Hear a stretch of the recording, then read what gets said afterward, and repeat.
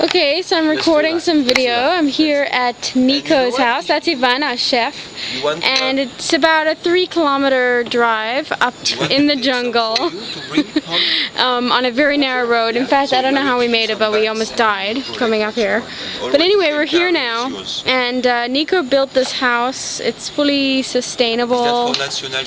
Yeah, it is. We have to negotiate a rate first. It's fully sustainable house that he built on his own. He has his own water supply, own electricity through solar panels, and this is his house. And this is his view, first of all. This is his view. Censorship. And this is his house.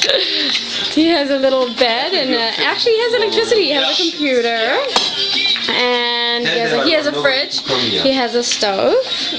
He has a place to sit and eat. And right now, no, it's great. And there's a river down there, and he has an organic garden. Maybe I'll get a little bit of footage. Get the organic garden down here. You can kind of see. Anyway, we're going now to climb trees to pick oranges and grapefruit so that we can make some juice, because we're here to visit. So anyway, I will sign out, and hopefully you guys can kind of get the idea of where I'm at right now.